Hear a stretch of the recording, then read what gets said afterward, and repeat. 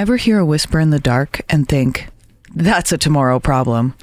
Welcome to Not My Ghost, Not My Problem, where hosts Jen and Kelly share listener-submitted ghost stories, haunted places, and chilling mysteries, all with a wicked sense of humor. It's spooky, it's hilarious, and it might just make you second-guess that shadow in the corner. Believer or skeptic, there's always room around their campfire. Search for Not My Ghost, Not My Problem on Spotify, Apple Podcasts, or wherever you listen. Hit play, and remember, it's only your problem if you acknowledge it. Canadian Creepies is recorded on the traditional lands of the Haudenosaunee and Anishinaabe peoples, under the Dish with One Spoon Wampum Agreement. These lands and waters have been cared for since long before Canada existed, and they remain deeply important to Indigenous communities today. As we tell stories about darkness, injustice, and memory, I want to acknowledge the very real histories of colonization, violence, and erasure that Indigenous peoples continue to endure. A land acknowledgement can't undo that harm, but it is a reminder to keep listening, learning, and supporting in truth and reconciliation in meaningful ways. We share these stories not to forget, but to shine light, always with respect for peoples and nations whose land we live on. Canadian Creepies covers true crime, dark history, and disturbing events. Some episodes may include graphic descriptions or sensitive subject matter. We do our best to handle every story with care and respect for those affected. That said, we sometimes use humor and sarcasm as a way to process heavy content, never to disrespect victims, survivors, or their families. Listener discretion is advised.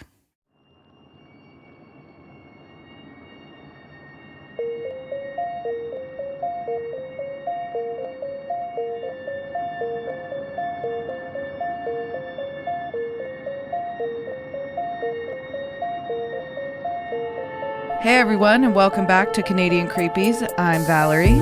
And I'm Amanda. Thanks for tuning in and creeping along with us tonight. Or today, whenever you're listening. Yeah. In the morning, anytime. Now. Yeah, that's right. We're so excited to be here with you. Each week we dive into Canada's darker stories, from folklore and hauntings to true crime cases that leave us unsettled. And before we get started, a quick thank you to one of our listeners, Balloon Kitty, on Instagram, for suggesting today's case. We know it's a story that needs highlighting, and we're grateful you brought it to us. And tonight, we're looking at a case that isn't just unsettling, it's heartbreaking. A story where the facts don't add up, the family is left searching for answers, and the community is still carrying the weight. And before we get too far into it, hey, how are you? You know, I'm good. How are you? I'm good. It's funny how we have to pretend that we weren't just talking for 20 minutes before we started. Before we sat down. Like I haven't been messaging you all day. Right, exactly. Like, hey, how's your day going? What's up with me? That's right. Well, I guess so at the time this will come out, we will have had one stream down. Yes, for the second season. Oh, no, yeah. Yeah, one stream down. For the stream. Yeah, so we're streaming on Twitch on Sundays. We haven't done it yet, but at the time of this recording, we will have. Wait, yes. when this comes out. The episode drops. That's right. There we go. So if you don't know, if you didn't hear last episode, tune in, check us out on Twitch on Sundays. We haven't decided what time yet. Sunday nights, 7, 8 p.m. Something like that. Toronto time. We're not in Toronto, but it's easiest Close to say enough. that. That's right. Close enough. Yeah. We'll be there. We're doing some crafts. We're going to watch some shows, and we're going to have fun. It will be a surprise to who has ever listened to this as to what craft I'm doing, because currently I don't know. But by then they will have seen it. That's right. Maybe. That's right. Oh, wow. It's like by tuning into this episode, you're time traveling. I love it. Right? I love it. It's the British Columbia Triangle. That's right. The Northern Triangle. In December, are you ready to get into it? Yeah. Okay, great. I thought so, and I was just taking that pause, like let's do it. But woo. So in December of 2020, a 22-year-old man vanished from his Muskoka home. Months later, his body was found near a pond. The coroner's ruling? Undetermined. His family's belief? This wasn't suicide. This is the story of Justin Evans, a young man whose disappearance devastated his loved ones and whose death has left behind more questions than answers. On this episode, we will walk through Justin's disappearance, the discovery of his body, the coroner's report, and the legal proceedings that followed. But more importantly, we'll talk about the heartbreak of a family still seeking truth and the eerie uncertainty that lingers when a case is left unresolved. Because sometimes the most chilling part of the story isn't the shadows or the monsters. It's the silence where justice should be. Nice. I dig it. So who was Justin? That's always a good place to start. Mm-hmm. Justin Evans was 22 years old when he vanished on December 12th, 2020. He lived in the Muskoka Mobile Home Park in Kilworthy, just south of Gravenhurst. Family and memorial notices remember Justin for his gentleness and love of the outdoors, and he spent much of his time fishing, and those who knew him recall his warm smile and kind heart. He sounds like a nice guy. Yeah. Just like a nice outdoorsman. And the pictures of him, he looks like just a cuddle bug. A little teddy bear. He's a sweet boy. Yeah. Aw. When he was first reported missing, descriptions circulated widely. Justin was 6'3", with a slim build, brown hair, and blue eyes. At the time, he had no facial hair, and his family noted he did not drive. Justin was the cherished son of Jamie Wise, otherwise known as James Bolton, right? I think Jamie Wise was his mom. Okay. And I think Jamie Bolton is, James Bolton is her husband. Yeah. Okay. Gotcha. Okay. So Justin was the cherished son of mom, Jamie Wise, who is currently, or at the time was married to James Bolton. But that might not be his dad. And he was a sibling to Warren, Kristen, and Maddie. I'm not going to bother saying their last names. I don't need to.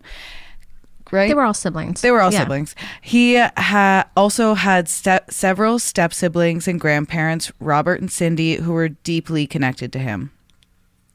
At the time of his disappearance, Justin lived in a mobile home with an older roommate, Kenneth McKinney, McKinney's wife, and McKinney's grandson.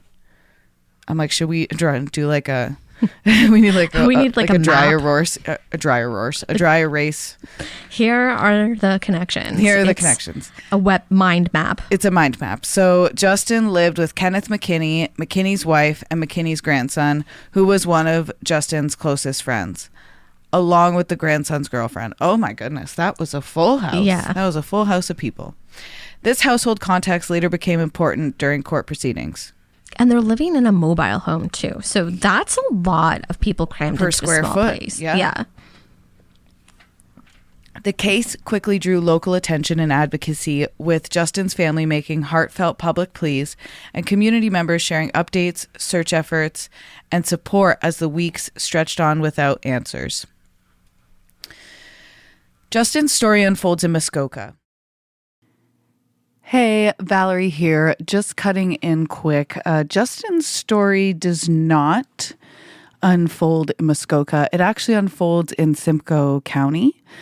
So you're going to hear Amanda and I talk a little bit about Muskoka right after this, but it has no relevancy to the case. And we got that wrong, so I'm so sorry about that.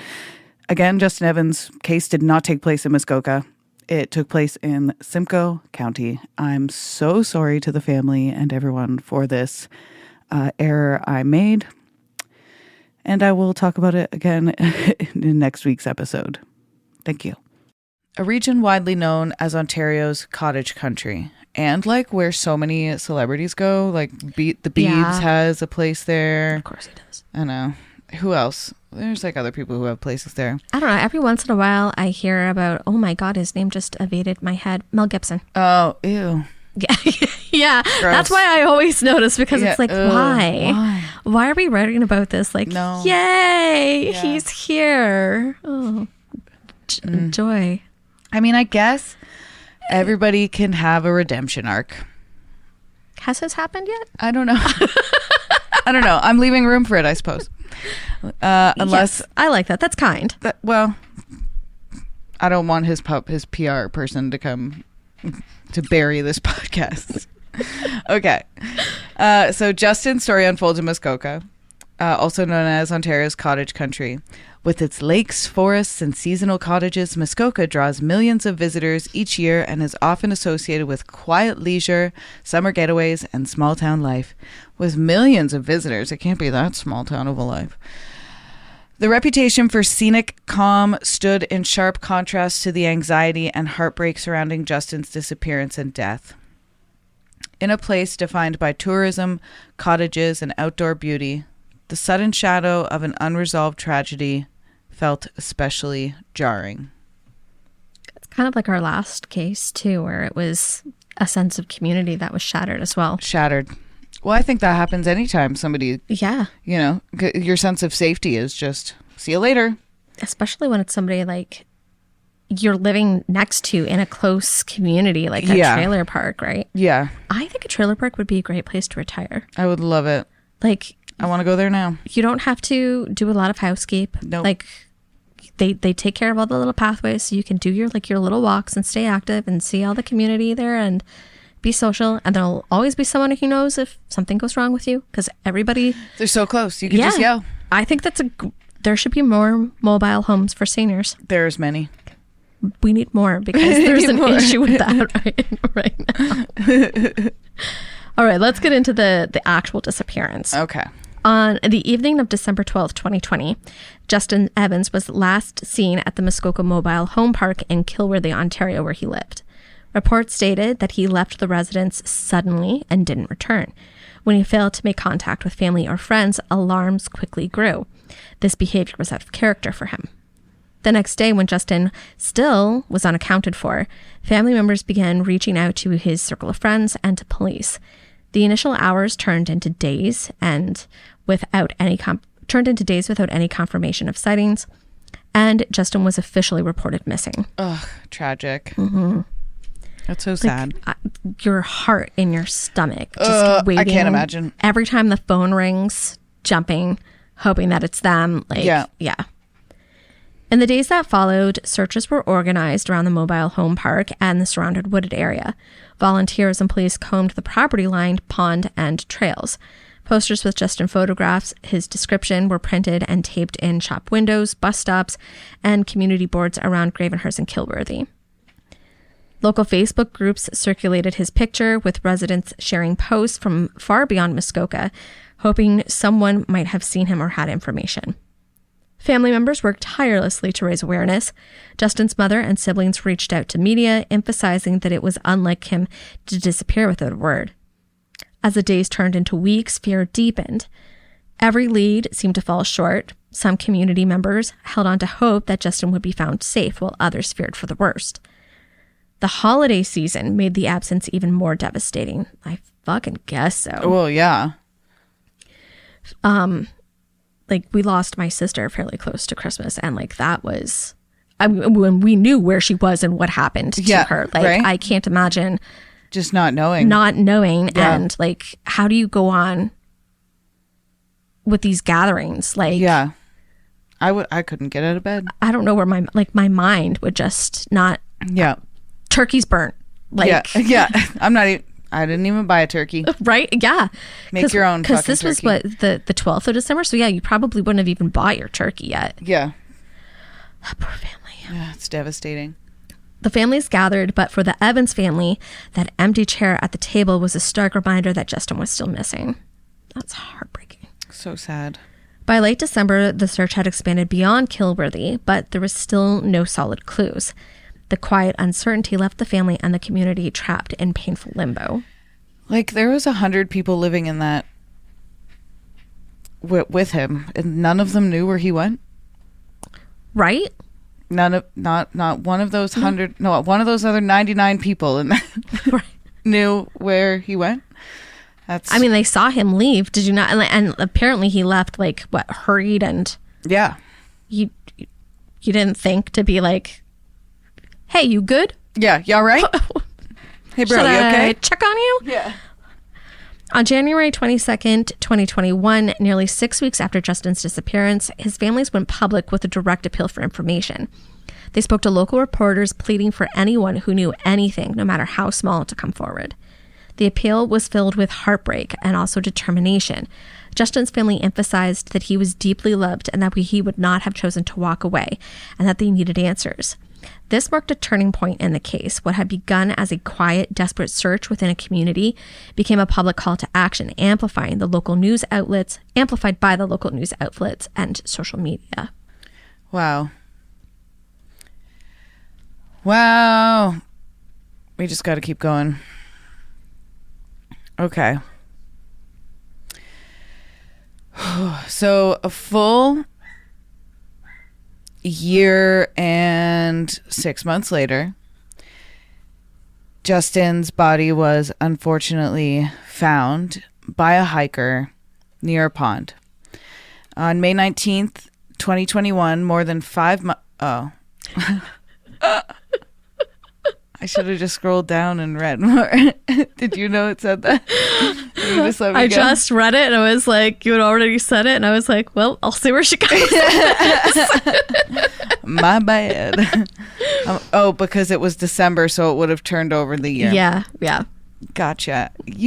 Some of you made the same mistake I did. I know it. On May 19th, 2021, more than 5 months after Justin Evans vanished, a hiker walking near the Muskoka Mobile Home Park came across human remains. So close. He was just there the whole time. I think I read it was like 330 meters away. Wow. Like, did you not fucking look there? You wouldn't have thought to look close to his home? That's not okay. You know? Well, check the backyard. Right on. This is all... The cops made some choices in this case, clearly. They made some very interesting choices. The discovery was made near a small pond just a short distance from where Justin had last been seen in December. So he was literally the last spot he was seen. Investigators later confirmed that the remains were Justin's. For a family and community that had spent months living with uncertainty, the news was devastating and obviously not the ending anyone had hoped for. The pond where Justin was found sat on the edge of the trailer park property, bordered by trees and brush. It wasn't far from his home, which added a painful layer of shock. After months of searching, his body had been discovered close by all along. And it sounds like it wasn't even... Like, I haven't seen pictures of the property. I'm just going based off of the description. But it sounds like it was in front of the brush area. So it wasn't even obscured by, like, trees and shrubbery. Yeah, just nobody looked there. Wow. Searches in the area had been carried out during the winter and early spring, but the pond and surrounding woods may have concealed him until conditions changed. Bullshit. Yeah, they just didn't look hard enough. And lazy. Honestly... And for Justin's loved ones, the discovery ended months of agonizing not knowing, but it didn't bring the peace or closure they had prayed for. His family spoke of heartbreak and disbelief, emphasizing that finding Justin so near to home only deepened their grief. Friends, neighbors, and community members who had rallied to share missing posters and organize search efforts now shifted to mourning alongside the Evans family. The sense of loss hung heavily over Kilworthy and the wider Muskoka community. So somebody must have thrown them off the scent of the pond then. Yeah. Yeah, we'll see. Yeah. We'll get there. On June 3rd, 2021... Just weeks after Justin's remains were identified, the Ontario Provincial Police released a statement saying his death was most likely not criminally suspicious. Mm-hmm. Because boys just turn up dead near ponds all the time. That's just what's been... In their backyard. That you conveniently didn't check. See. Just didn't go there. Oh, no, don't bother. I want to know what he was wearing. Because if he was wearing something like... bright blue, bright green, bright red. Yeah. How did you miss that? It was December. There's snow. Yeah, I don't understand. This statement drew frustration and disbelief from Justin's family. I'm frustrated now. Right. Yes.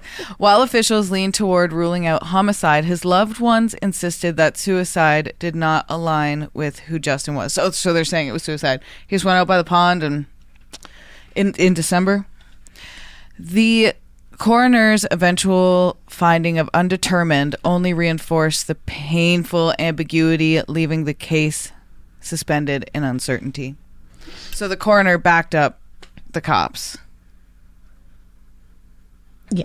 That's fucked.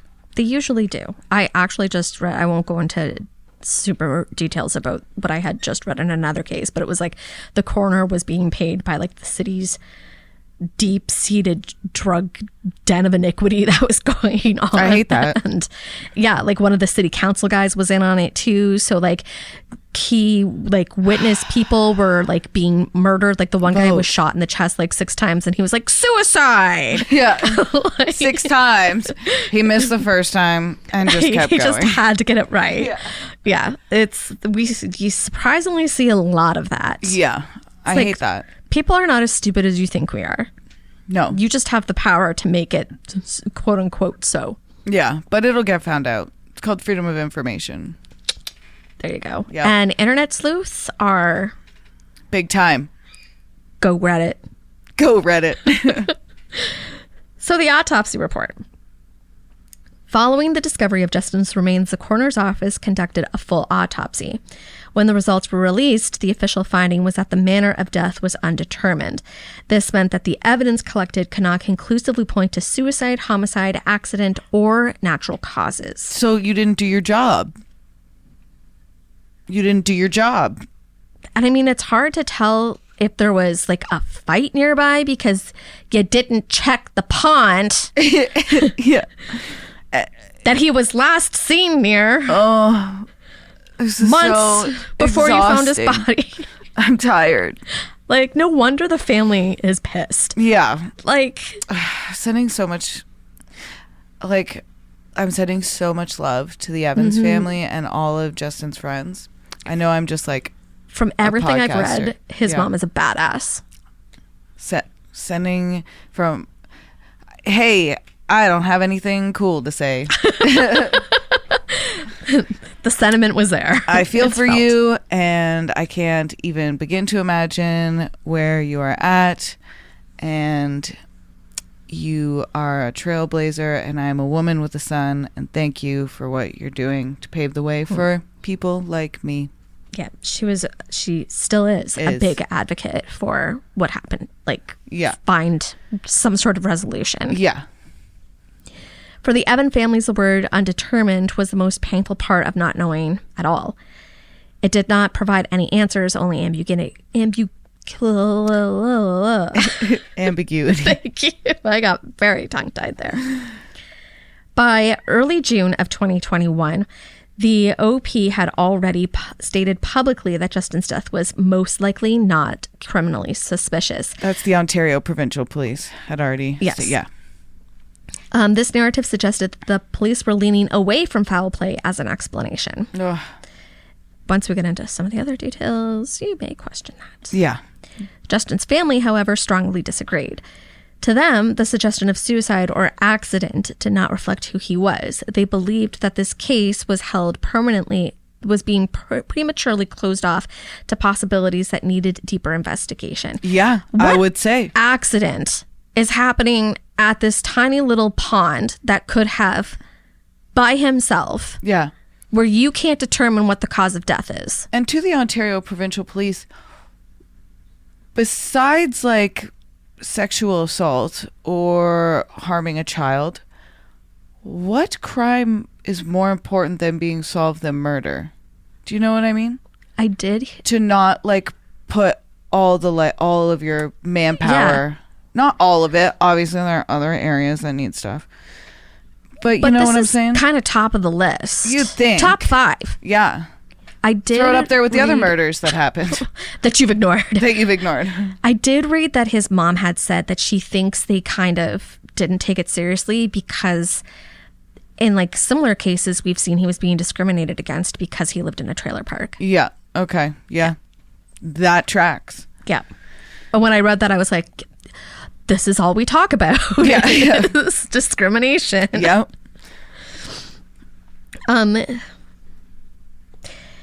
In interviews and public statements, Justin's family voiced their heartbreak and determination. His mother, in particular, rejected the notion that suicide was outright, saying, "It is not who Justin is. To them, Justin is loving, connected, and not somebody who would choose to end his own life." The family's conviction clashed with the official language, leaving them feeling unseen and unheard in their fight for clarity. And I feel like especially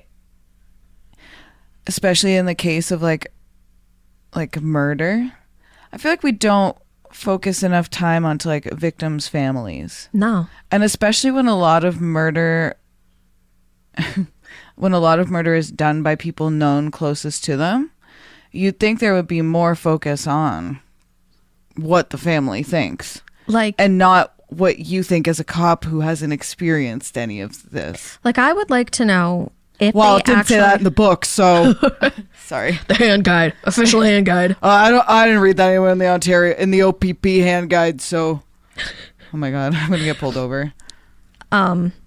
I would like to know if they actually like spent time interviewing anybody from the trailer park, like after they found his body, or did they just find his body and go, not suspicious? Suicide. Well, he was a young kid. So. Seems like a job well done here. I know what we'll do, guys. We'll call it a day. Go get some donuts and brewskis. Chalk this one up to solved. Ugh. Annoying. The classification of undetermined is one of the most difficult outcomes for families. It leaves a case suspended between possibility, natural, accidental, suicide, or homicide, and it offers no closures. It only offers more questions. For the Evans family, this uncertainty meant carrying on without answers, while the community was left unsettled, wondering how a young man could vanish from his home, be found months later nearby, and still have no explanation for his death.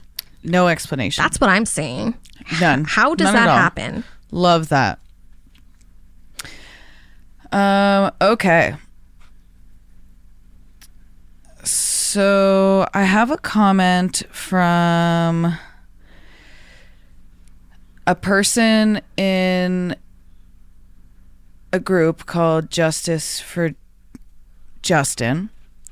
Facebook, right? And it's on Facebook. And I just want to see if now is a relevant time to read it. And I think it is. So this person in this group said, I grew up in Muskoka, and this was a screenshot sent to me from Balloon Kitty. I grew up in Muskoka, but Balloon Kitty didn't write this. Or maybe they did. I don't know. I don't know their real name. So it's neither here nor there. It says, I grew up in Muskoka where this happened, and I am telling you the reason this case is so messed up is 100% because of the Bracebridge OPP. For the U.S. people, that is Ontario Provincial Police, they are equivalent to your state troopers. The only difference is they also provide policing to rural and small communities. The Bracebridge OPP very rarely deals with murder. So if you very rarely deal with it, put it on the top of the list. Or call somebody who does. Ask for help. With not enough people ask for help in life in general. Just say, I don't know what I'm doing. Can you help me? I do that all the time. And when you actually admit to yourself that you don't know what you're doing and let somebody help you, life's so much more fun. It's easier. It's easier. And less stressful. Yeah. Okay, so the Bracebridge OPP very rarely deals with murder, and when they do, it's almost always a open and closed case.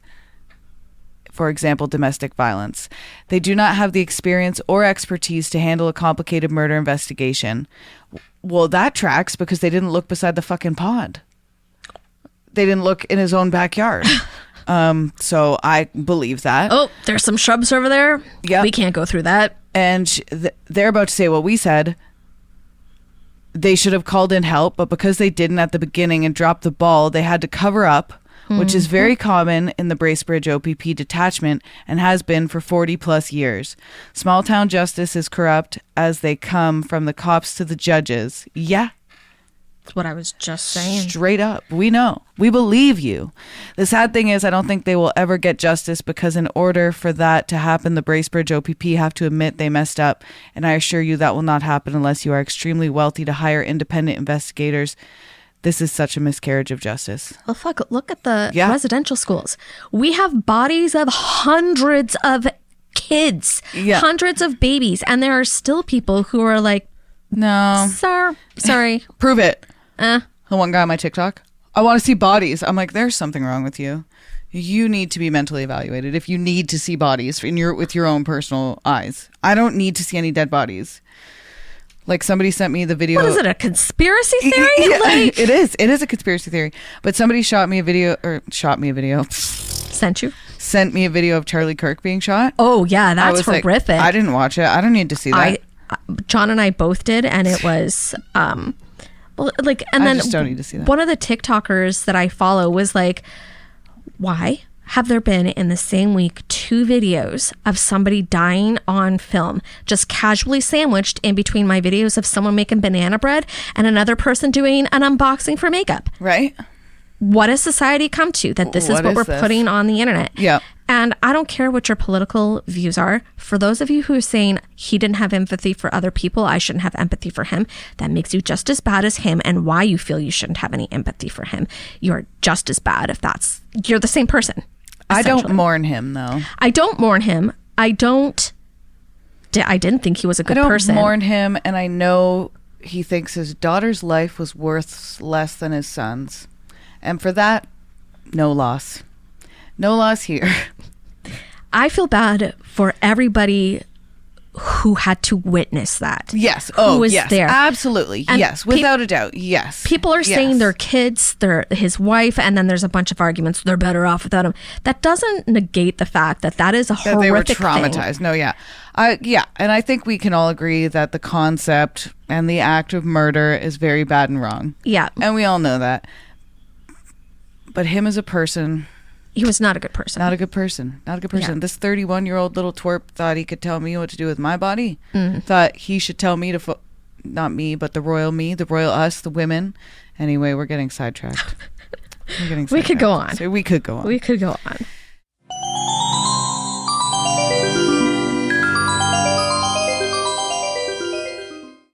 You. Yeah, you. Still haunting the same old fast fashion? Time to dig up something better with Back from the Dead Goods, a Canadian small business where forgotten threads get a second life and sustainability meets spooky. This isn't just upcycled clothing. It's resurrected fashion with an eerie edge. Handpicked, reworked, and revived, every piece is as unique as a ghost story whispered at midnight. And because you're a part of the Canadian Creepies family, you get an exclusive deal. Use code Canadian Creepies at checkout for 10% off. Find them lurking on Instagram, Etsy, and Poshmark. Links are in the episode description. Give your wardrobe a second chance at life, if you dare. Hey creeps, it's Valerie here, and if you're anything like us, you love capturing a moment, whether it's spooky, sweet, or somewhere delightfully in between.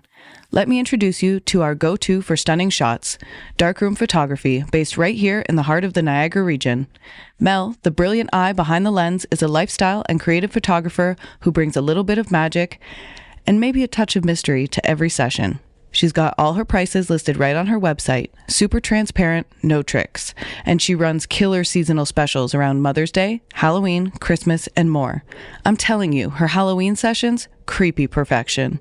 So, if you're in the Niagara area and looking to capture memories that are hauntingly beautiful, hit up Mel at mel@darkroomphotography.ca or check out her work at www.darkroomphotography.ca.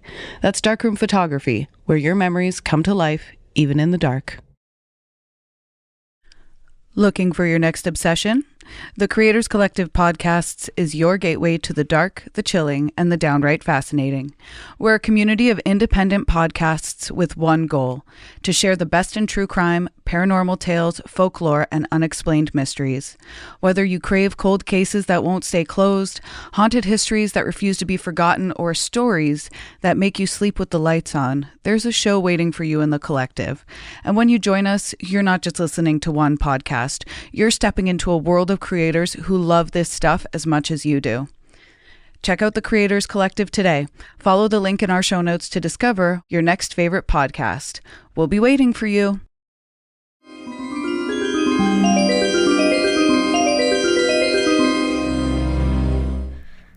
Okay, back into it.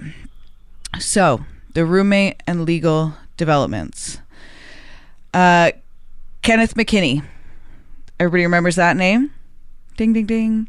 It's the name of the roommate. And just as a refresher, Justin lived with McKinney, his what? His wife. His grandson, and the grandson's girlfriend. And I believe the grandson's name was Devin. Okay. And McKinney was like 71. Love that. Okay. Living with some random... So much happening. Your friend and his random grandpa. Right on. So during the course of the investigation, police focused on Kenneth McKinney, Justin's former roommate. McKinney had been living in the mobile home with Justin along with his wife, grandson, and others at the time of the disappearance.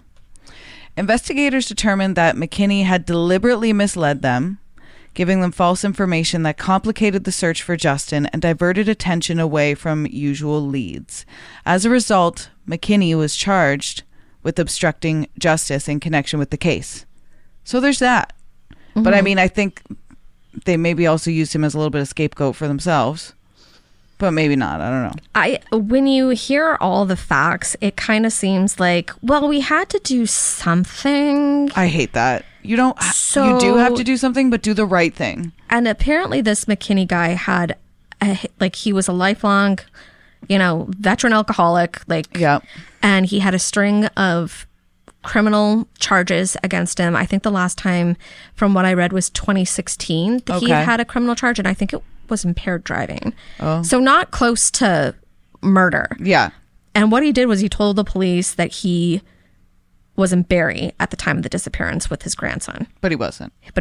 He had been on a bender for 4 days and couldn't remember where he was. Oh. So, but that's why still obstructing justice. It is still obstructing justice, but why are you looking so hard into where this one person was instead of checking the fucking backyard? Yeah, just look in the pond. Look in the backyard. Look in the square footage of where you are. Look on the property. That's right. It was on the edge of the property. It wasn't even off of the property. Frustrating. I can't with that. That's so frustrating. It's so annoying. It's fucking tragic. It's so lazy. It's so lazy. I'm mad. In September of 2021, McKinney pled guilty to obstruction of justice. The court sentenced him to 6 months of house arrest. The relatively light sentence reflected the charge, obstruction rather than direct involvement in Justin's death. But for the Evans family, it underscored how little accountability there seemed to be in the larger picture. Yeah, it seems like you said, he lied. Yeah. But it's like, look over here. We know you're upset, family, and we're ruling it a suicide, but maybe this will appease you. Yeah. Fucked. Get fucked. The false information provided by McKinney wasted precious time and resources in the early stages of the search. Investigators were pulled in the wrong direction while the family endured months of not knowing what happened to Justin. And by the time his body was discovered, the family's anguish had been compounded not only by the long wait, but also by the knowledge that deliberate deception had played a role in delaying answers. At sentencing, Justin's mother and sister delivered powerful victim impact statements, and they described the pain caused by McKinney's lies and the devastating effect on their family's search for truth. His mother spoke about the torment of waiting months to find her son, only to learn that misleading statements had prolonged their suffering. And his sister expressed anger at the betrayal of trust and the ripple effect McKinney's actions had on everyone who loved Justin. Together, their words painted a vivid picture of a family forced to endure not just loss, but also the cruelty of unnecessary obstacles placed in their path to justice. And from my understanding, this was one of his best friends who's lying about, your grandpa can't remember what he was doing, so he thinks maybe he killed your friend, so you're going to lie for him. Yeah. You're going to listen to his mom cry on national TV, begging for information on her son, and be like, oops. Yeah. So you think McKinney killed Justin? No, actually, I don't. Oh, who do you think killed him? I think it was The grandson. No. Oh. There's another neighbor that was involved. I think his name was Lewis. I can't remember his last name. Right. But in January, shortly around the time when the family made their public plea, like they went on TV and was like begging people to come forward, he ended up committing suicide, and he was like neighbors with these people. Oh. And after he committed suicide, there are vague reports that have been kind of buried that he had left an audio confession that he was responsible in Justin's disappearance. Wow. But that was never looked into. Of course not. Then there was a shed that kind of bordered the two properties where a significant amount of blood was found, and it was determined to be Justin's. Wow. How did you think it was suicide? Yeah. And by which manner did he die? By suicide, you know? If the matter was undetermined. Like, because if he was just dead by suicide by a pond, it would be like, and there's no gun or any like blood or anything anywhere. So what they had found. Yeah, what did they find? Because my research didn't give me that. I went into a deep dive right before I came here. Yeah. So in the pond, they had found a rusted X-Acto knife. Okay. And on the coroner's report, they had found 7-inch slits on either side of Justin's forearms. But they considered that they were superficial and they weren't enough to like create like, they weren't enough to cause death. Right. Although they did sever tendons. Okay. They didn't sever like any major veins or arteries or anything like that, so he wouldn't have bleed out. So I think what their leading theory was that he tried to kill himself in that shed by slicing his arms with the X-Acto knife, panicked or got disoriented from loss of blood, because you would, if it's deep enough to sever tendons, you're losing quite a fair amount of blood, enough to pass out. And he fled from the shed and ended up in the pond and passed out and drowned. My question though is, and I, maybe my medical understanding is off here, but if you've severed tendons, how are you holding this knife to carry it to the pond with you? Or opening the door. That too. And if you're disoriented and like my medical understanding of how tendons work is incorrect, how are you still capable of not dropping it? Like, I know 300, we've said 300 and whatever meters isn't that far for police investigation. But when you are unwell, bleeding, disoriented, panicked, that is far to go when you're like on the verge of collapsing like they suggest. Totally. 100%. Yeah. So I think either, it does kind of sound plausible, but even though it has loopholes, but I think maybe it was just like the neighbor. Yeah. And they just were high on meth. PCP. I don't know about that. Angel dust. I didn't read anything about there being drugs anywhere on this. That's purely speculation. I'm sorry. Way to go there, Val. Well, I was trying. Why would he kill someone? Also, we're in Niagara. Everyone dies from drugs here, so that's why I'm. And I think this kind of like was the rise of like, where we were really seeing the prevalence in a lot of, at least in this region, we were starting to see an uptick in opiate substances, and and we're in a crisis right now. We're in a major crisis, which is also being ignored. We're being ignored. So the community's reaction. Oh yeah, let's get back on track. In the wake of Justin's disappearance and the very painful discovery of his body, a group called Justice for Justin was formed. Cute. I don't like, not like a flippant cute, I just mean it's cute. Like Justice for Justin. It is a cute title. It's a cute title. J for J. It has a nice ring to it. Yeah. This became both an online hub and a rallying point for family, friends, and community members determined to keep his story alive. The group's goal was simple, but powerful: to demand answers and ensure Justin's case was not forgotten. Through social media, the group shared updates, memories, and appeals. Posts honoring Justin's life when calling for continued attention to the unresolved questions surrounding his death. Community vigils were held where supporters gathered to remember Justin and to show solidarity with his grieving family. Candles, photos, and words of remembrance created a collective space for mourners, for mourning, but also for a public expression of frustration and determination. Well, yeah, because also, just before you go on to the next part, like, that's terrifying. What if something happened to you? Yeah, or somebody else that you love. Yeah, somebody else you love, and the cops are, well, whoopsie-doo. It's almost the end of my shift. Yeah, so off I go. Now I gotta follow through with, cutting corners. Fuck, yeah, brutal. Serenity now. Goose fraba. When the OPP described Justin's death as most likely not criminally suspicious, it struck many in the community as dismissive. Because it kind of seems like it is. Oh, yeah.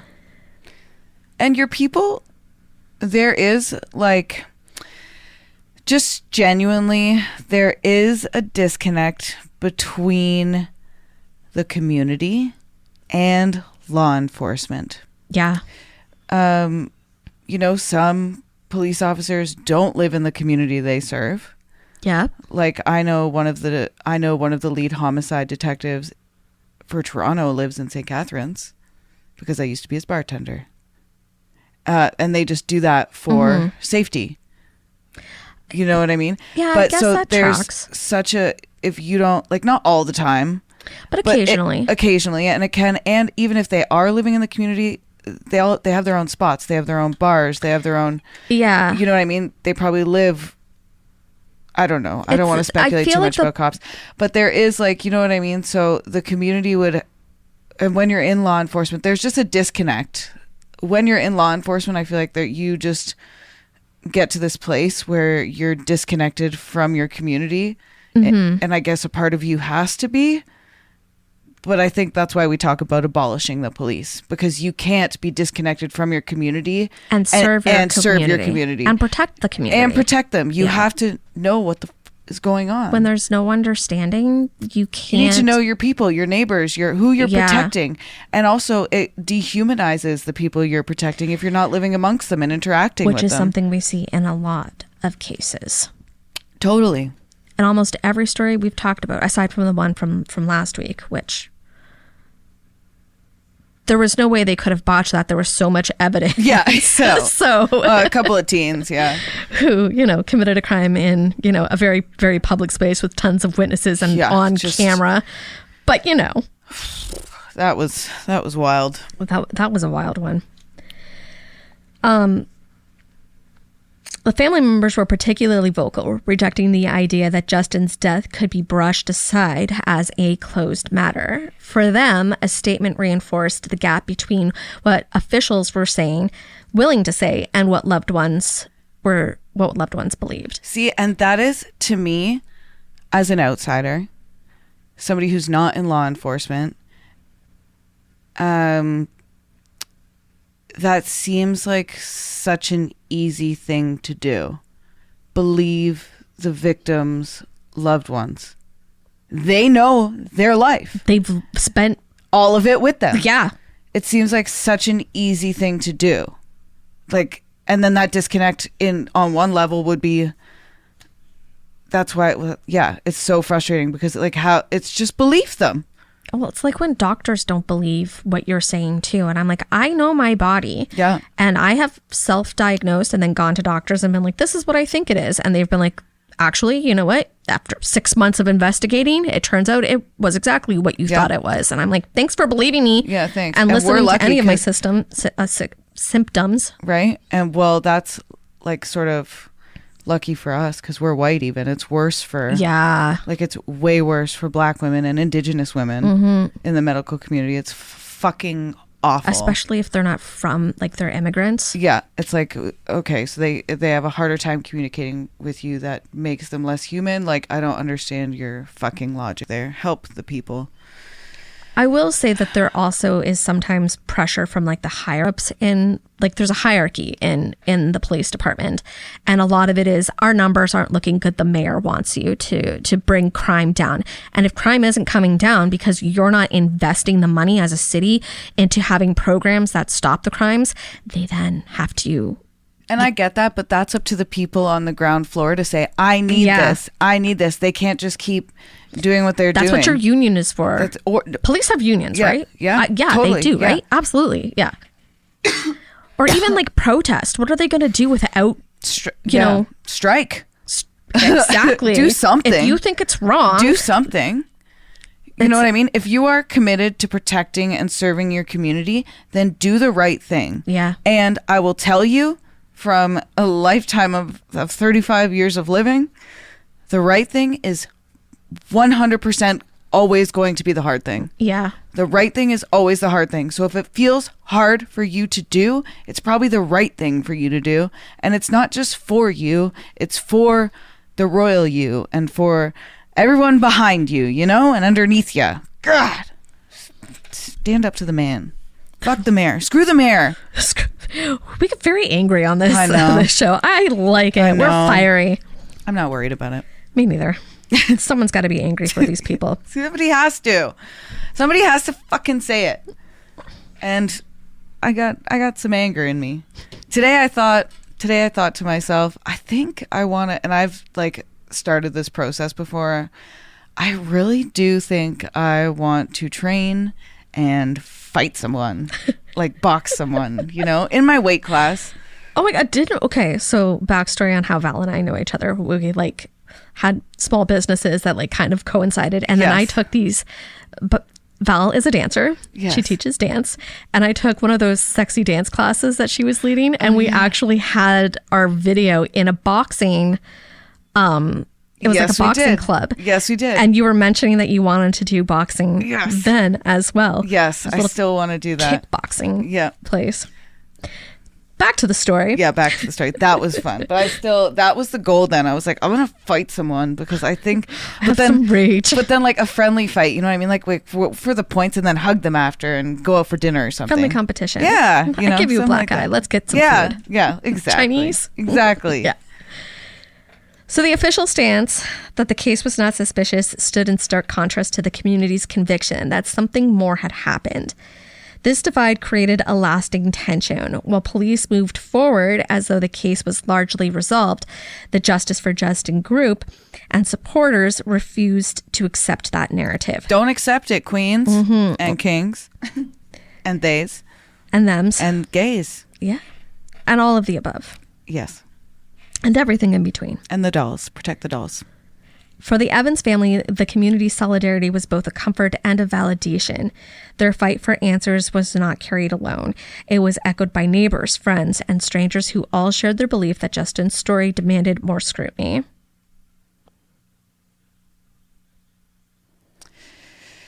Yeah. It's like, yeah. I'm just going to get into the next section. I was waiting for you to go somewhere with that. And I was like, okay. And sometimes there isn't anywhere to go. You just have to continue on.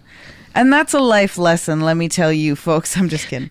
The Justin Evans case highlights the fragile balance between public trust in investigations and the power of family advocacy. While officials framed the death as not suspicious, many felt the system was turning away too quickly, leaving the Evans family to push for answers on their own.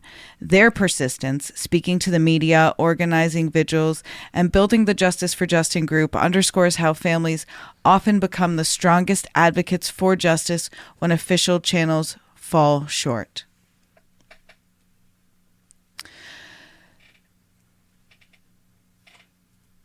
Justin's case reflects broader themes like the grief of a family, the delays and gaps in justice, and the way communities rally to keep a memory alive. In Muskoka, where life is often defined by quiet landscapes and seasonal visitors, the tragedy felt especially heavy. It reminded residents that violence and loss can touch even the most peaceful settings. Right? The Justice for Justin campaign became not just about one young man, but also about a community's determination to demand accountability and stand with the family in their darkest hours. And above all, Justin is remembered as not as a headline or a mystery, but as a young man deeply loved by his family and friends. His kindness, his love for the outdoors, his warm smile, these are the details his loved ones carry forward. And in telling his story, it's vital to honor Justin as more than a victim or a case file. He was a son, a brother, a friend, and while the circumstances of his death remain unresolved, his memory lives on in the hearts of those who knew him and in the voices that continue to call for truth. Wow. Sweet. Justin Evans. Sad fucking case. That's an awful case. Thank you, Balloon Kitty, for absolutely traumatizing us with that one. Yeah. Good choice. But it deserves to be, that case deserves to be highlighted. And if we can make that happen, that's why we started this podcast, right? If you guys have other cases that are similar that need attention, where I need to let us know. Where I need to call out trust me, if I can call out the cops, I will. I love doing that. It's Val's second favorite thing next to breathing. That's right. Yeah. I like breathing. I like calling out the police. But I do, in case of an emergency, want them to protect me. So I do You're glad they're there. Wish. They're a service. And do you want to do Creep of the Week? I actually didn't read ahead for this one because I thought you were going to do it. I'll do it. Because usually you do it. So I was like, okay. Yeah. So Kyle, cue the Creep of the Week music.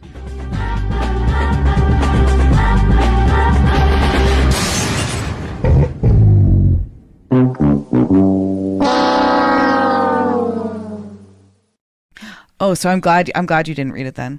Okay, so this week's Creep of the Week, well, because it's good. This week's Creeps of the Week, there's multiple of them. Ooh. Are the unknown abductors. So I'm picking Creeps of the Week that have like similar parallels. So this week's Creeps of the Week are the unknown abductors, so another unsolved case, of Elnaz Haj Tamiri.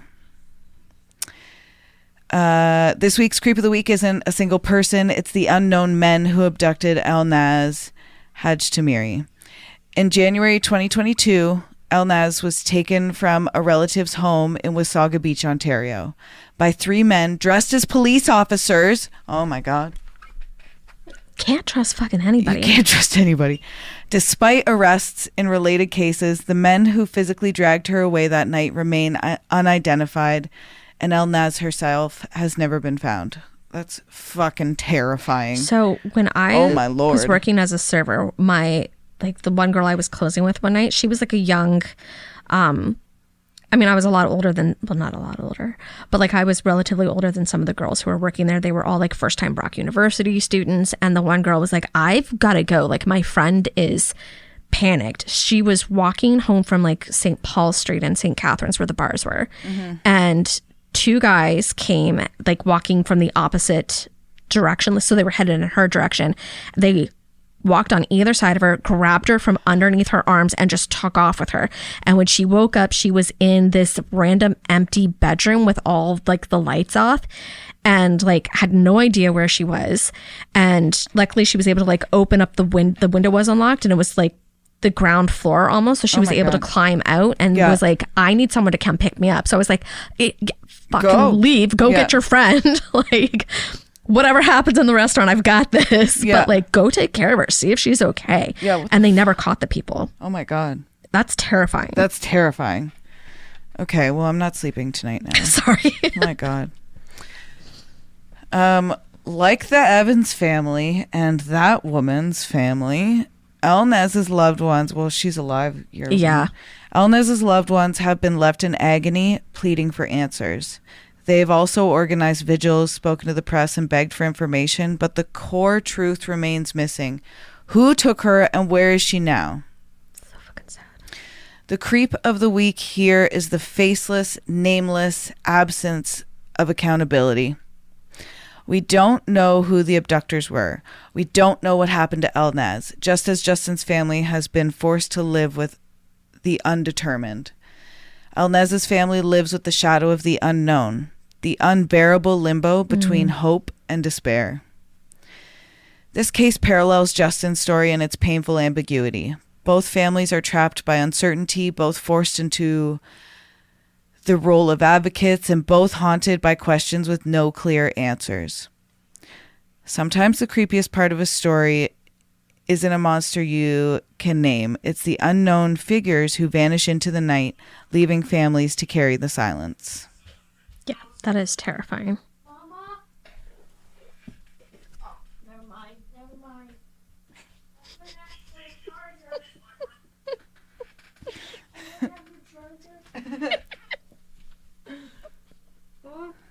I did, in fact, let my son borrow my charger.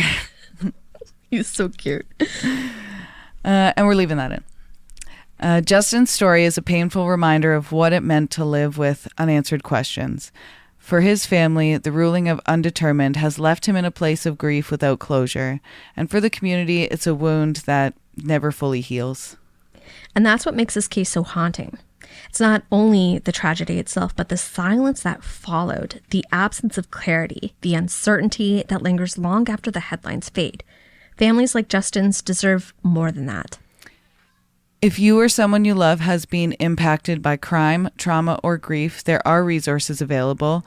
Victim Services Ontario, Victim Link BC, and the Canadian Resource Centre for Victims of Crime, and online supports like mygrief.ca can provide help and guidance for youth and community programs. There are also initiatives through the YMCA and Youth Justice Services designed to give young people alternatives and support. And don't forget, we want you to be part of the conversation. Follow us on Instagram at Canadian Creepies or email us at CanadianCreepiesPodcast at gmail.com with your nominations for Creep of the Week, your hometown horrors, or stories from your community that need to be told. Your voices help us shine a light on cases that matter. Take care of yourselves, support each other, and remember, sometimes the scariest thing isn't the monster in the dark. It's not knowing the truth.